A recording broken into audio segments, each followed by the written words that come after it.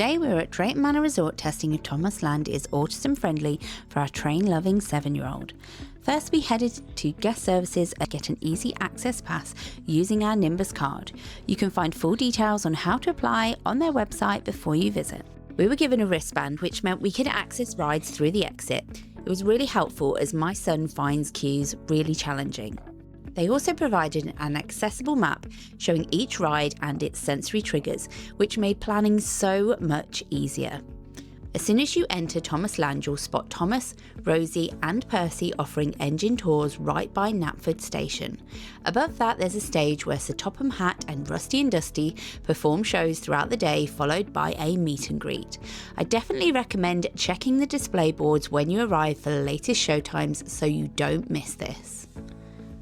The engine tours at Thomas Land rotate between different engines throughout the day, so you might see Thomas, Percy or Rosie depending on when you ride. After each trip, the engines come down to the turntable, which is a really nice moment for fans to get a closer look at their favourite character. It's worth knowing the tours are one way, so if you want to ride again, you'll need to get off and queue. That's something to keep in mind if your child finds waiting or transitions difficult. Wheelchairs and buggies are allowed on board, but they do need to be empty and are placed in separate carriages during the ride. The journey itself is gentle and it gives you a bit of a break from the busier areas, which we found really helpful. You do pass through part of the zoo area, although we didn't actually spot too many animals during our ride. Even so, it's a calm, slower paced experience that works really well if you need a quieter moment in the day. After getting off the engine tour, there are a few really nice options if you want to slow things down a bit. You can take some quiet time exploring the zoo area, which can be a great way to decompress away from the busier rides. There's also a cafe nearby if you need a break or plenty of space to sit and enjoy a picnic, which we always find helps reset the day. If your child needs to burn off some energy, Spencer's outdoor adventure play area is a great spot to let off steam, no pun intended. And there's even a small dinosaur park to explore, which adds something a little different before heading back into Thomas Land. As you re-enter Thomas Land after the engine tour, you'll pass a few more rides, including Cranky's Drop Tower, Rocking Bulstrode and Harold's Helicopter Tour. This ride was actually closed when we visited, but there were still some really lovely photo opportunities with Thomas characters along the outer wall. You'll also spot Sodor's Classic Cars, Lady Carousel, Diesel's Locomotive Mayhem and Bertie's Bus. During our visit, some of these were down, but there was still plenty to see as you walked through Thomas Land. One of the best ways to get a full feel for the area is by riding Winston's Whistle Stop Tour. It's a great overview ride where you can point out all the attractions as you pass them, and your child can see everything in action from a different perspective. If you're using an easy access pass, you'll enter via the exit for this ride, which is located through the Thomas Land shop, making it a really straightforward experience. When you exit Winston's ride, you'll step straight into the Discover Thomas experience inside Thomas Land. It's a large model railway featuring all your favourite Thomas and Friends characters, and it's a really impressive space for train fans of all ages. There are seating areas inside, along with screens showing Thomas facts, plus information boards covering the history of Thomas, which is great if your child has a strong special interest in trains. It also works really well as a quiet, calm space compared to the rest of the park, especially if you need a break from the noise and stimulation on a warm, busy day. We found it to be a really useful place to slow down, reset and just enjoy something a bit more relaxed before heading back out into the park. Just down the ramp you'll find the world's largest Thomas Land shop, and it really does have everything a train enthusiast could want.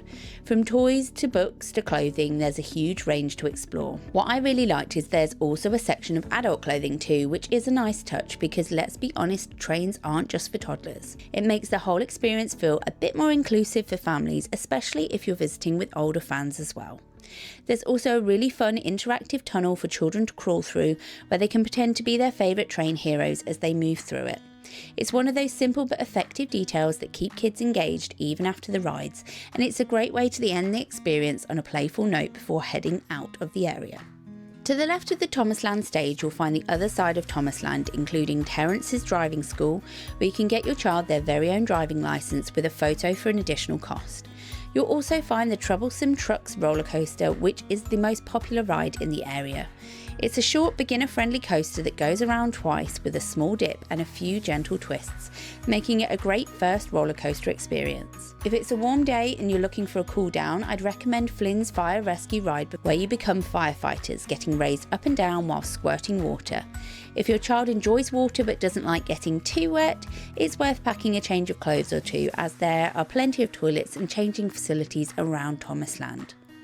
Captain Sea Adventure is also in this area, and now it no longer squirts water, making it a safer, drier option if you want to avoid getting soaked. If your child loves to spin, then they'll definitely enjoy Jeremy's Jet Flying Academy and Toby Tram Express inside Thomas Land.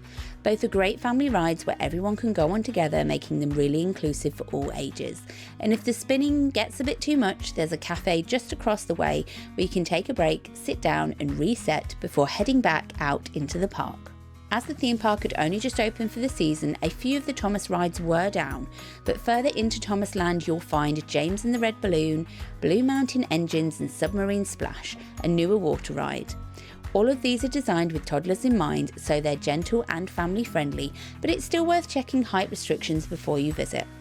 Overall, we found this area really inclusive and welcoming. The performers even noticed my son was neurodiverse and signed thank you to him, which was a really lovely touch. We also paired our visit with a stay at the Drayton Manor Hotel, which has even more Thomas theming, including themed bedrooms if that's your thing. If you want to take a closer look at our stay and play at Drayton Manor, please do head over to our channel and check out that video.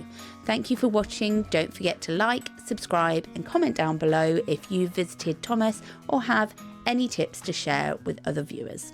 Thanks for watching. Bye.